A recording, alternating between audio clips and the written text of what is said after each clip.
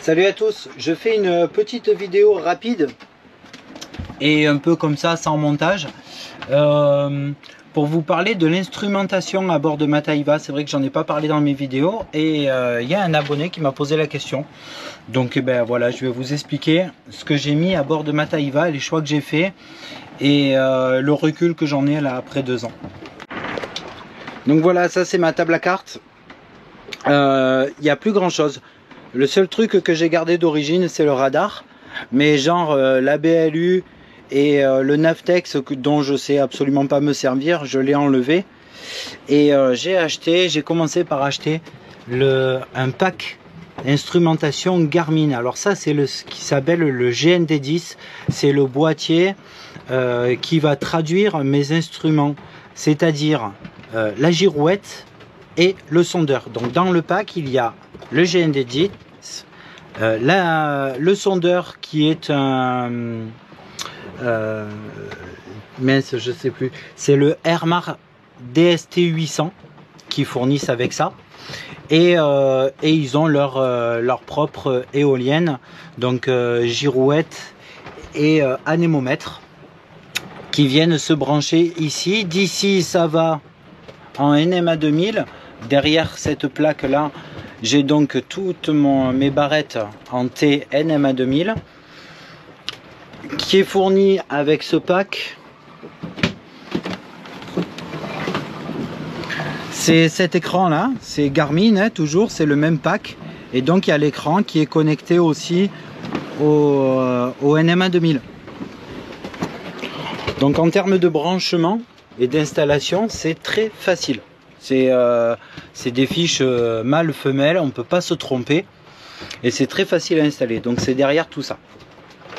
J'ai rajouté un AIS évidemment, AIS de classe B, hein, ça suffit, pas besoin d'avoir des classes A sur nos bateaux. Par contre c'est un émetteur récepteur, c'est-à-dire un transpondeur AIS. Ça, moi, ça me semble important parce que si on fait des veilles et qu'on veille assez mal ou qu'on s'endort, les plus gros risques sont les gros cargos. Et les gros cargos, eux, par contre, ils ont des tours de quart assez importants. Ils ont une veille qui est beaucoup plus sérieuse parfois que les nôtres. Donc c'est bien qu'ils nous voient arriver de loin. J'ai rajouté cet instrument là.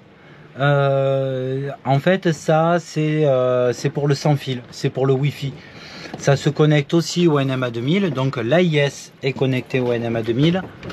Ce petit appareil Wi-Fi est connecté au NMA 2000, mais vous voyez je l'ai déconnecté tout simplement parce que en fait j'ai fini par rajouter, pardon ça tangue un peu,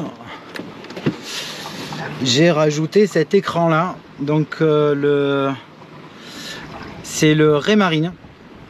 Alors c'est le petit, hein, mais ça suffit très bien. Là je l'ai mis à l'extérieur celui-ci et lui il est en Wi-Fi, donc finalement j'ai un retour sur ma tablette via une petite application Raymarine que j'ai téléchargée et je peux avoir mon retour à l'intérieur sur ma tablette. Alors pourquoi je l'ai mis à l'extérieur? Tout simplement parce qu'il est c'est fait pour prendre bien la lumière et être lisible même avec de la pleine lumière. Comparé à la tablette, c'est quand même plus lisible ça. Et puis c'est fait pour prendre l'eau. Ça tient quand même assez bien à l'extérieur. Voilà. Du coup, j'ai pas besoin de ce petit appareil qui m'a quand même coûté, je crois, dans les 200 ou 300 francs, 300 euros. Ce truc Wi-Fi là, mais qui sert pas. Et en fait, en instrumentation, ça s'arrête là. Ce vieux radar, qui marche super bien, hein, mais voilà, je vous le montre. C'est les radars un peu à l'ancienne. Il faut savoir s'en servir, il faut le comprendre. Mais donc ça marche très bien, mais franchement, nous, on s'en sert jamais. Voilà. On s'en sert jamais, tout simplement parce qu'en fait, on s'aperçoit que l'AIS ça suffit largement et de toute façon que ça soit le radar ou l'AIS, rien ne remplace la veille active. Voilà, donc il y a toujours quelqu'un sur le pont qui surveille s'il y a des petites lumières de bateau qui s'allument. Et donc évidemment là ici sur ma tablette, ben, j'ai tout le reste Et notamment, je vous le montre, hein. Voilà, via l'application Raymarine, donc qui se connecte en Wi-Fi, et j'ai exactement, en fait c'est un répétiteur d'écran, hein. Donc j'ai l'écran qui est là-haut, donc depuis l'intérieur du bateau je peux contrôler tout ce qui s'y passe. Et franchement la connexion à NMA 2000, c'est d'une simplicité incroyable. Il y a le plus le moins qui rentre dans cette espèce de barrette avec une succession de T. Voilà. Il y a le plus le moins, un bouchon de l'autre côté. Et sur chaque T vient se brancher un appareil. Donc j'ai le GND10, j'ai l'AIS, j'ai l'écran multifonction Garmin et j'ai l'écran multifonction Raymarine qui me fait aussi la carto. Voilà, et c'est tout ce qui c'est à ça que se résume mon installation électronique. Voilà, alors du coup je connais pas les autres endroits. Moi j'étais à Leucate et je sais que là-bas il y a une petite poignée de passionnés. Il y a AD avec Tristan qui m'a pas mal aidé parce que d'abord il a des bons tarifs. Il arrive à avoir les bons instruments avec les bonnes promos qui va avec, parfois même meilleur que ce que j'ai pu trouver sur le net.